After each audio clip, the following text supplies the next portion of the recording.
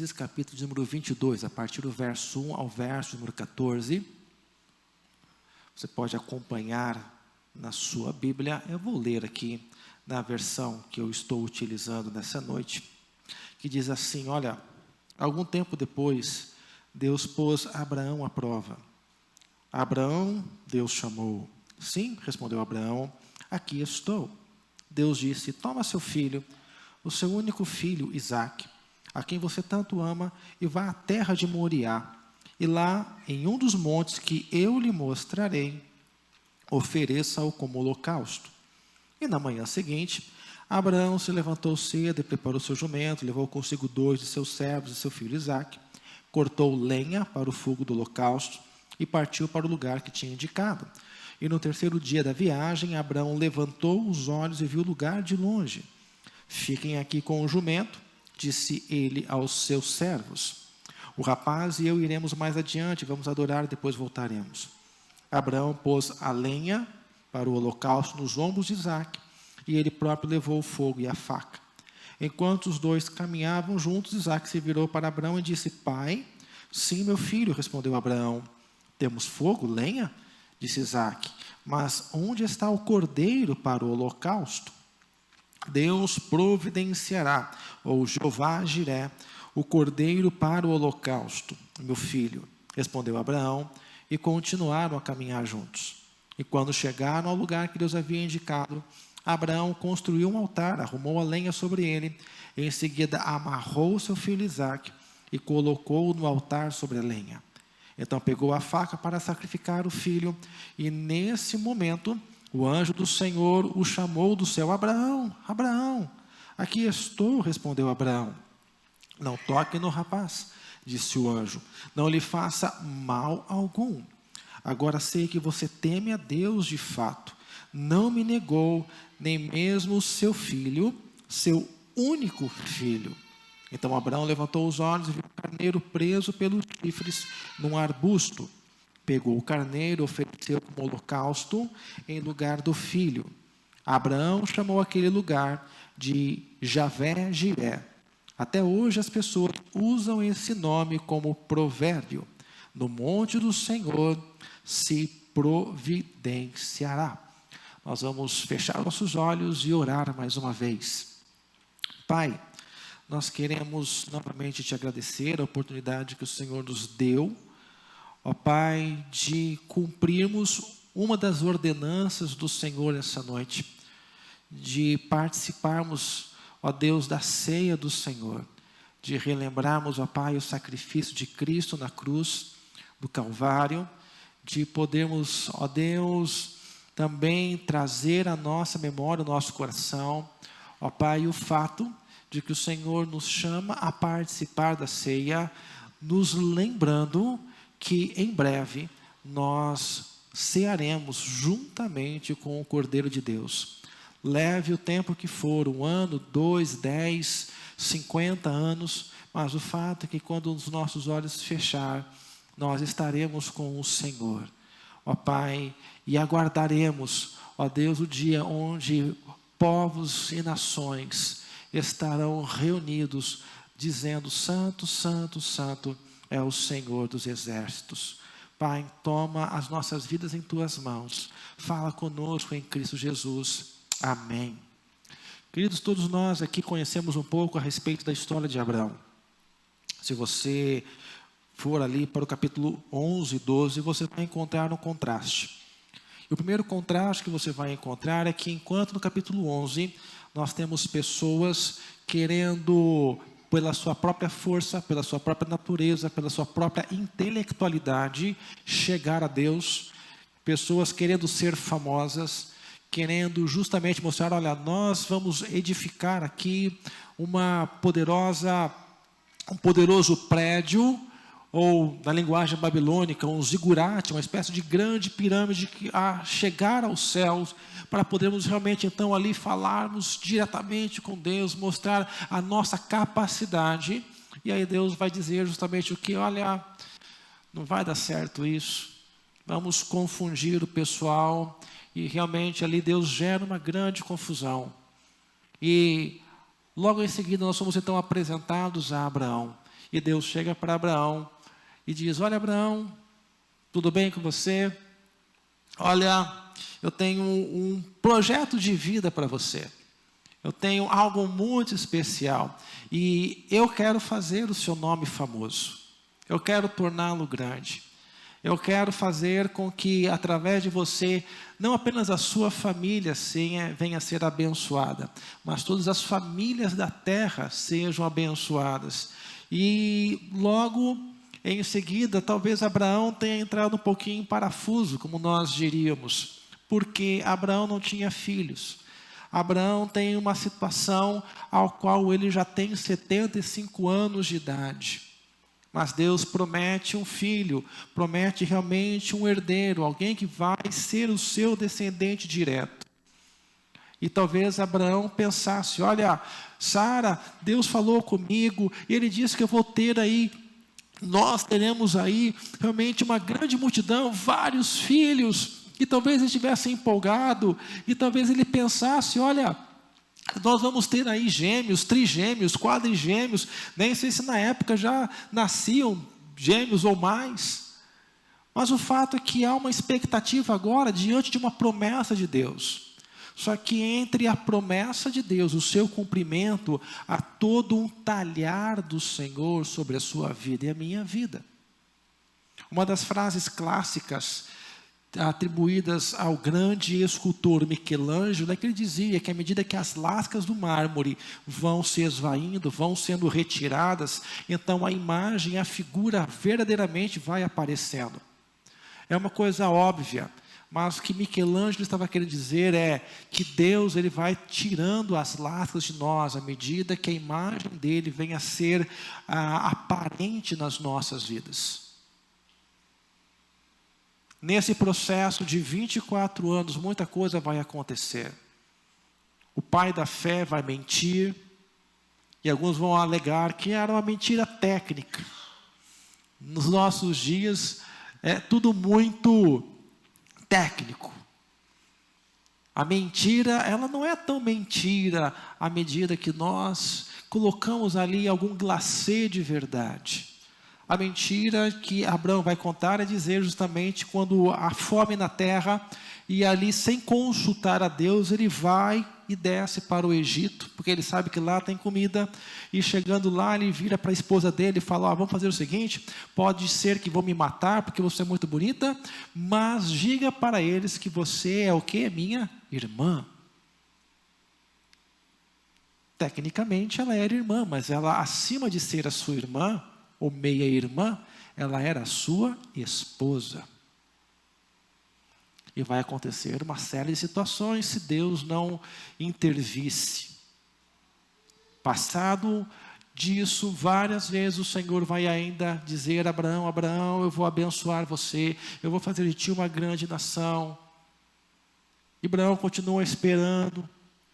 Deus vai fazer um pacto com Abraão, no capítulo 15 de Gênesis, e a situação ali é bem peculiar, porque é Deus que vai providenciar todos os elementos daquele pacto, para dizer: olha, sou eu quem estou fazendo, sou eu quem estou realizando, você não está entrando com nada, sou eu quem estou operando. E no meio do caminho você vai encontrar o fato de que Sara tem uma ideia mirabolante, essa ideia mirabolante de que Abraão deite-se com a sua empregada, porque na cultura da época, o que aconteceria? Uma senhora que tivesse ali algumas serviçais, e essa serviçal deitasse com o seu senhor, aquele filho então seria como dela, não seria gerado dela, mas seria considerado como da sua patroa. Mais uma questão técnica aí, mais um jeitinho. Não sei se Deus já pensava em criar o brasileiro na época, mas ali nasce o nosso jeitinho brasileiro. Você tem uma forma de burlar as leis de Deus, vamos tentar dar um jeito e uma forma. E ali vai nascer Ismael, e vai gerar uma outra situação, um outro problema. Porque uma das coisas que você e eu precisamos entender é o seguinte, que todas as vezes que nós quebramos o mandamento de Deus, todas as vezes que nós tentamos dar um jeitinho para Deus, nós só estamos atrapalhando, nós só estamos gerando problema para nós mesmos. Por quê? Porque Deus vai cuidar de Ismael, vai tornar Ismael uma grande nação, um grande povo. E é de Ismael que nasce o povo árabe. E até hoje, árabes e judeus possuem problemas. Alguém resolveu dar uma ajuda para Deus. Mas em todo esse processo, Deus foi trabalhando na vida de Abraão. E com 24 anos depois de ter saído de Ur dos Caldeus, então o anjo aparece a Abraão e diz: olha, no ano que vem você terá um filho. Sara vai ouvir aquela situação, ri. O anjo fala: você está rindo do quê? Ah, não estou rindo nada não. No ano que vem nós vamos voltar e você terá um filho. Depois de anos Deus moldando, trabalhando a Abraão, então Deus vai dar o real sinal. Sara vai ficar grávida, ela vai ter o seu filho Isaac, ao qual ela dá o nome de riso, de alegria. E essa criança ela vai crescer, ela vai se desenvolver. E depois de 14, 15 anos de que Isaac já havia nascido, Abraão está feliz demais com o seu filho, está curtindo ali os momentos com ele. E Deus chega para Abraão e fala: Abraão, tudo bem? Como é que você está? Olha, tem uma missão, uma tarefa para você, coisa simples. Você toma teu filho, o teu único filho. O único filho te lembra de algo, de alguma coisa, de alguém?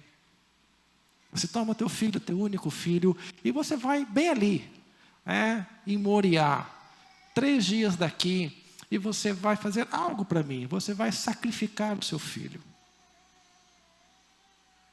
E a palavra de Deus fala que na manhã seguinte, Abraão já pega o seu filho, pega ali alguns funcionários e ele vai para Moriá. Observa que Deus dá 3 dias para Abraão. Em 3 dias, a sua mente é assaltada de todas as formas. Em 3 dias, a capacidade nossa de querer argumentar e contra-argumentar com Deus é muito grande.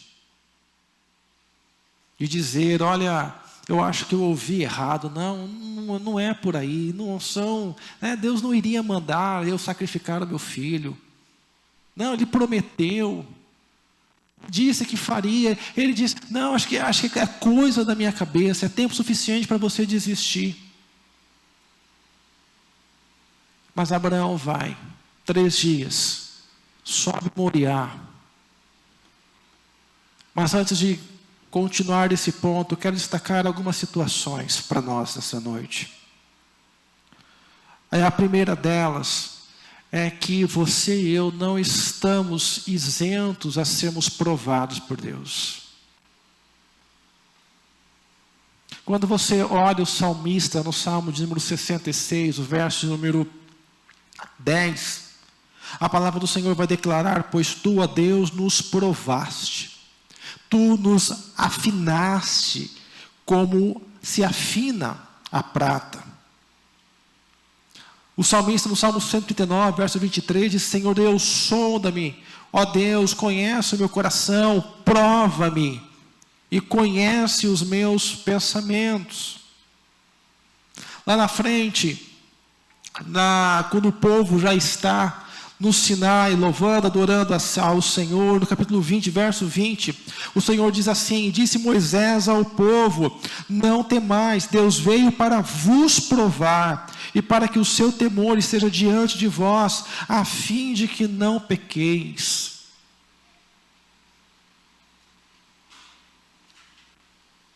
Deus nos chama para viver algo realmente valoroso com Ele. Deus nos chama para viver o extraordinário com Ele. Os planos e propósitos dEle para a sua vida e para a minha vida. Mas em nenhum momento Deus o exime de, em determinado momento da sua vida, colocá-lo à prova. Deus colocou o seu povo à prova. E Ele coloca cada um de nós à prova. Muitas vezes Deus vai te permitir você alcançar o emprego dos seus sonhos. Para chegar na frente e dizer, olha, agora que você alcançou, você pode pedir demissão? Porque eu tenho um outro plano para você. Deus pode pedir e te dar o melhor carro possível. E você curtir aquele carro e ele chegar depois e dizer, olha, gostou do carro? Que bom, né? Você pode entregar ele para mim, por favor? Porque o que Deus está realmente observando, o que Deus está realmente atento, não é o que Ele pode dar a você e a mim, porque Ele pode dar todas as coisas. Mas é de fato o quanto você e eu estamos aptos a amá-lo e a honrá-lo acima de toda e qualquer coisa. Porque muitas vezes nós temos o entendimento de que idolatria é tão somente alguém que tem ídolos dentro de casa. Mas a idolatria, do ponto de vista bíblico, é toda e qualquer coisa que eu coloco acima de Deus. Então eu posso colocar um bem material, eu posso colocar um ente querido, eu posso colocar qualquer coisa. Quando eu elevo qualquer circunstância, qualquer pessoa ou bem acima da importância de Deus, constitui-se idolatria. E muitas vezes Deus vai colocar-nos à prova para dizer, ok, a quem você realmente ama? A quem você realmente segue? Irmãos, Isaac era o bem mais precioso que Abraão tinha, o filho da promessa. E é exatamente Isaac que Deus pede. Abraão, eu te dei Isaac, mas entenda uma coisa, Isaac me pertence. É por isso que o salmista vai dizer que filhos são herança do Senhor. Os nossos filhos não são nossos. São concessões que Deus nos dá, para que venhamos a educá-los, para que venhamos levá-los à presença do Senhor. Mas em última instância, os nossos filhos não nos pertencem, as nossas vidas não nos pertencem. Porque Ele é o doador de toda a vida. É Ele que sopra o fôlego de vida. Então a primeira coisa que você e eu precisamos entender, Deus prova o seu coração, e Deus prova o meu coração. A segunda coisa que nós observamos nessa situação em caminhada a Moriá é a respeito da fidelidade que Abraão tem. Abraão passou muita coisa, mas ele aprende a ser fiel a Deus.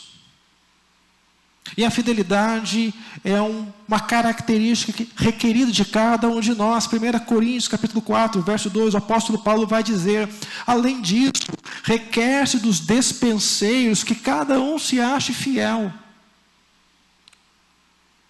O autor da carta aos Hebreus, no capítulo 3, verso 5, ele vai dizer, olha, e na verdade Moisés foi fiel em toda a sua casa, como servo para testemunho das coisas que haviam de anunciar. Jesus, a respeito da parábola dos talentos, depois ali que ele distribui os talentos e ele cobra o trabalho que foi realizado em relação aos talentos, a afirmação de Jesus é sempre servo bom e fiel. A fidelidade é requerida de cada um de nós. Eu sou fiel a que ou a quem? Tem muitas pessoas que são fiéis a tantas outras coisas, menos a Deus. E o nosso chamado é de exclusividade. Ou você ama a Deus ou você não ama. Ou você o coloca em primeiro lugar sobre a sua vida, ou você coloca outra coisa em primeiro lugar na sua vida. Ou ele é tudo ou ele é nada.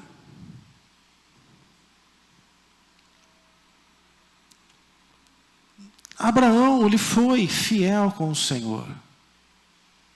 Ele entendeu Até aqui o Senhor tem sido bom para comigo. Foi bom para com a minha família.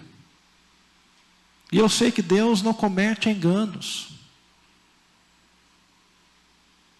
Tanto que, quando você vai olhar a situação, à luz do que o autor da carta aos Hebreus vai escrever lá na frente, as experiências de Abraão foram tamanhas, a ponto de, em um momento histórico, onde não se cogitava a ressurreição, ele já acreditava que Deus podia ressuscitar o seu filho, se ele viesse a ser empalado pelo seu punhal. Renúncia, fidelidade. E o terceiro elemento, fé. 2 Coríntios declara, no capítulo 5, verso 7, olha, porque andamos por fé e não por vista. O mesmo autor da carta aos Hebreus, capítulo 11, verso 6, vai dizer, olha, sem fé é impossível agradar-lhe, porque é necessário que aquele que se aproxima de Deus crê e a que ele existe, e que é galardoador daqueles que o buscam. Nós somos chamados a andar e caminhar por fé, não por aquilo que a gente vê, não por aquilo que a gente sente, mas baseado naquilo que Deus nos fala. O grande problema do temor que nós temos no nosso coração se dá muitas vezes porque nós não nos dedicamos a ouvir aquilo que a palavra de Deus tem a nos dizer, porque é a palavra do Senhor, Paulo escrevendo aos Romanos, que vai declarar que a fé, ela vem pelo ouvir. Mas ouvir o quê? A palavra de Deus.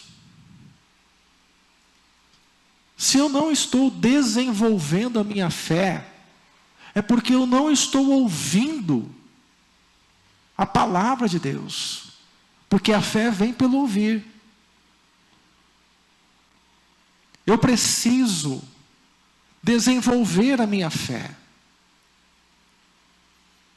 Irmãos, coloque-se na situação de Abraão. Subir o monte e colocar ali a lenha, arrumar o holocausto e de repente ter que amarrar o seu próprio filho.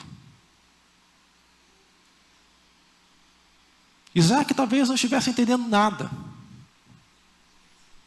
Talvez Isaac tenha começado ali a gritar, pedir, pai, o que você está fazendo comigo? Pai, me solta, me larga.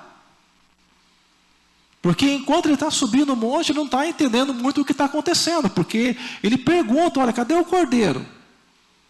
Mas ele não está vendo o cordeiro. Mas o pai diz, olha, o Senhor providenciará. E ele está crendo nisso. Até o momento que ele descobre que ele é o cordeiro, ele é o sacrifício.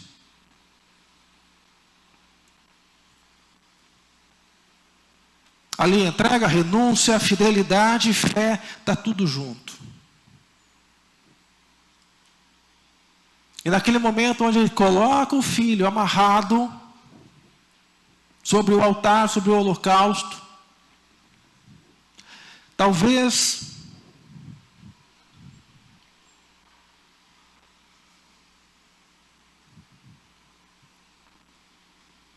Abraão tenha dito, filho, você sabe o quanto eu te amo.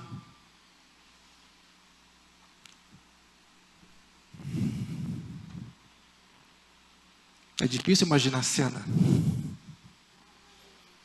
Você sabe o quanto eu me importo com você, o quanto você é querido por mim, pela sua mãe, mas Deus deu uma ordem. E filho, eu quero que você entenda que em tudo, Deus está acima de todas as coisas. Filho, eu quero que você entenda, mesmo a situação que muitas vezes eu posso não compreender, mas que vale a pena honrar a Deus, vale a pena servir a Deus. E eu sei que Deus tem um propósito nisto. E é quando Abraão então levanta o cutelo, e que ele vai baixar o cutelo, é que então o anjo diz, Abraão, para! Para, você não precisa sacrificar Isaac. Porque eu sei que agora você me ama mais do que toda e qualquer outra coisa.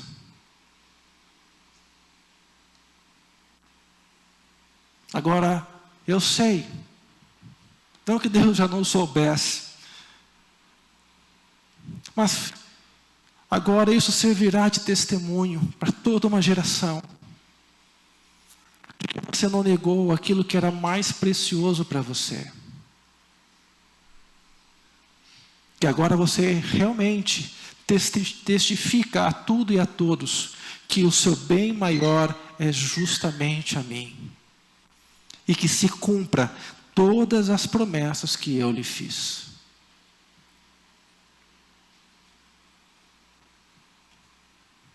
Renúncia, fidelidade, fé.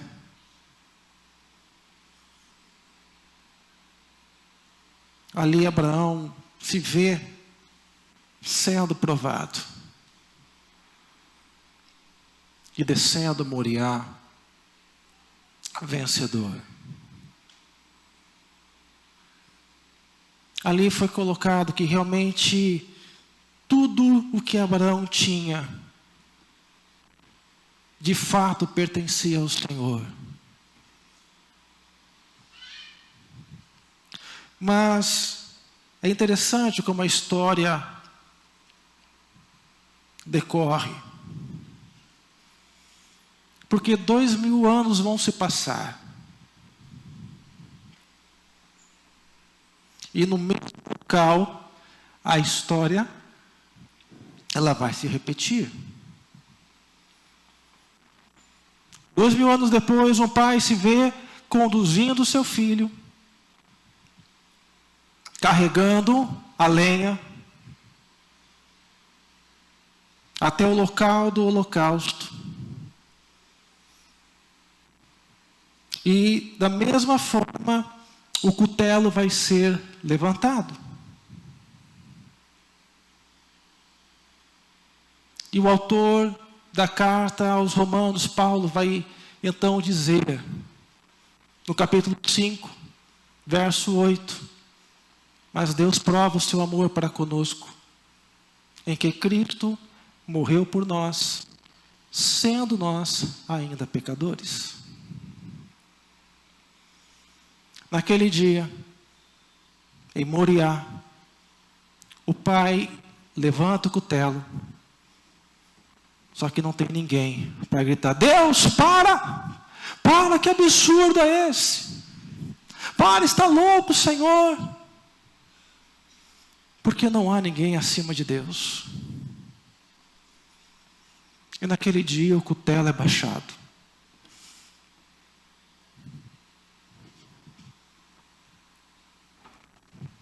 Naquele dia, o sacrifício é consumado. Naquele dia, o pai sacrifica o filho. Para que você e eu tivéssemos vida. Naquele dia, sangue é vertido. Para que os seus pecados e os meus pecados fossem lavados. Naquele dia, o sacrifício ele é consumado. Para que as amarras do pecado fossem quebradas de você.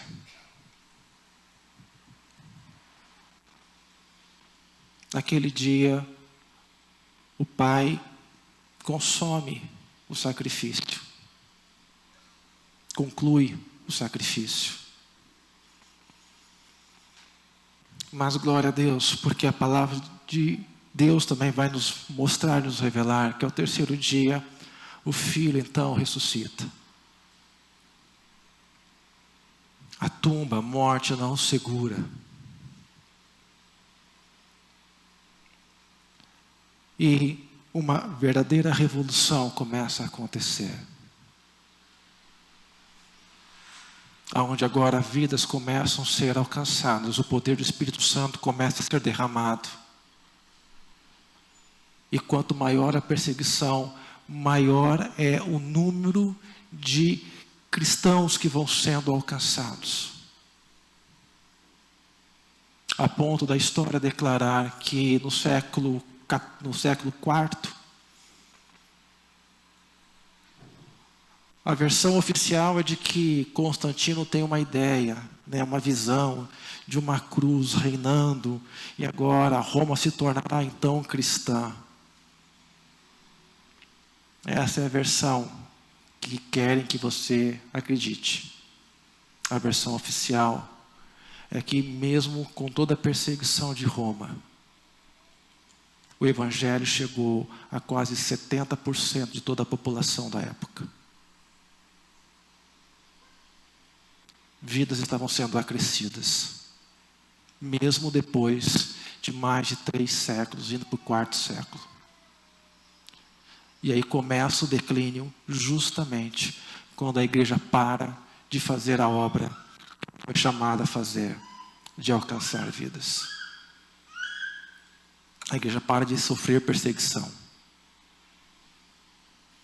E aí você vai ter o chamado período das trevas, ou idade das trevas. Porque agora a igreja se torna teológica. Ela começa agora a discutir os catecismos. Ela começa a discutir tantas coisas. E se esquece da missão primordial. Querido, Moriá é o seu lugar, é o meu lugar. É o seu lugar, é o meu lugar, porque nós éramos para ser o Isaac sacrificado e nós não fomos. Deus providenciou um substituto.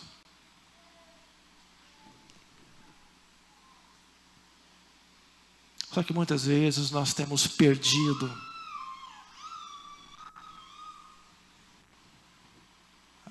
a essência do que foi realizado. O que aconteceu ali foi a morte do Filho de Deus, que entregou a sua vida de livre e espontânea vontade. Quando diante do Sinédrio, Jesus é interrogado, depois no palácio de Pôncio Pilatos, ele vai dizer: olha, eu só estou aqui, ninguém toma a minha vida, se Deus primeiro não permitir. Ninguém a toma de mim, eu a dou livremente. Cristo deu a sua vida por amor a você e a mim. Cristo deu a sua vida para que você de fato vivesse toda a plenitude, a sorte de bênçãos que Ele tem separado para você e para mim. Ele entregou a sua vida por você e por mim, para que de fato você caminhasse na luz, para que você de fato caminhasse de acordo com seus planos e propósitos, para que de fato você experimentasse toda a excelência do Espírito Santo agindo através de você, para fazer a diferença. Deus te colocará à prova cedo ou tarde. A pergunta é: você e eu seremos achados fiéis? A pergunta é: você e eu seremos achados com fé de que Deus pode reverter, mudar toda e qualquer situação?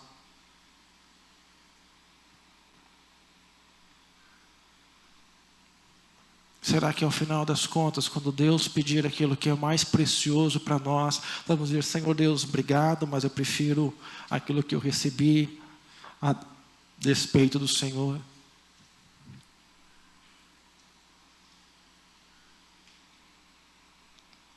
O que você e eu temos amado em primeiro lugar?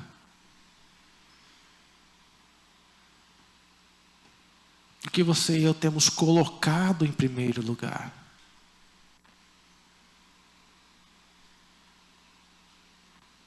O nosso maior chamado, e eu quero concluir com essa questão, uma das tônicas em que o pastor Fernando Brandão ficou batendo na tecla ali durante a conferência, é justamente que o nosso maior chamado é de fato de sermos luz.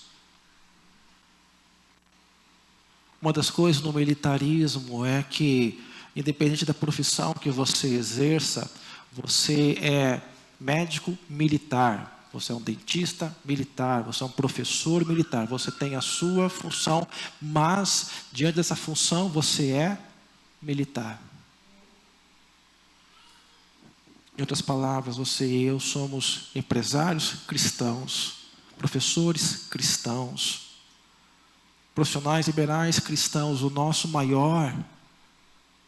nossa maior patente é de fato sermos cristãos, aonde quer que nós estejamos. E se por amor a Cristo eu tiver de perder algo, alguma coisa, eu preciso entender que o bem maior já foi dado em meu lugar, quando o cutelo foi baixado em Moriá. Quando então Jesus declara: está consumado, acabou, está pago. Para que você viva de fato toda a excelência daquilo que Deus tem para a sua vida e para a minha vida. Feche seus olhos. Nós vamos orar.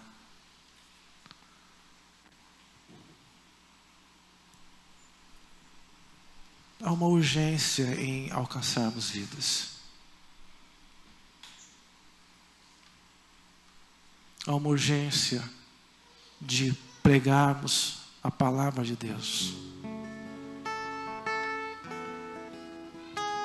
Há uma urgência de, através das nossas vidas, mostrarmos que vale a pena viver e servir ao Senhor.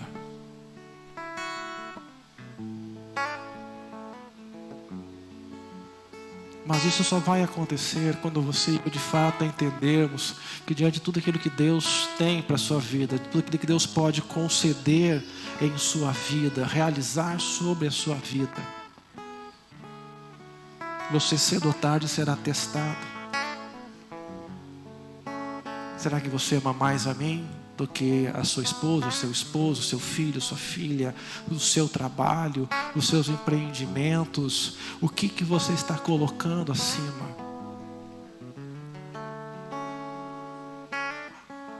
A palavra de Deus nos mostra a respeito de um jovem que chega para Jesus: mestre, olha o que eu devo fazer para herdar a vida eterna. E ele começa a falar tudo o que ele faz. Olha, eu faço isso, eu faço aquilo. E olha, eu sou fiel, eu vou na igreja, eu dou o dízimo. Aí Jesus vira para ele e fala: tudo bem, vai lá. Vende tudo que você tem, dá aos pobres e me segue. E a palavra de Deus fala que aquele jovem fica triste. E ela vai revelar o porquê. A palavra vai revelar que aquele jovem tinha inúmeros bens e posses. E ele não queria entregar o seu Isaac.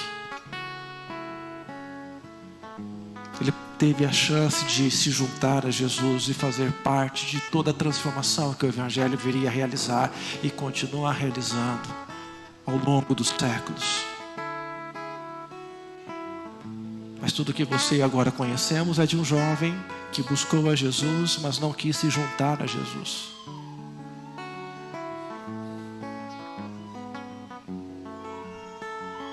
Nessa noite eu quero fazer um convite para você de refletir a quem você e eu temos amado mais.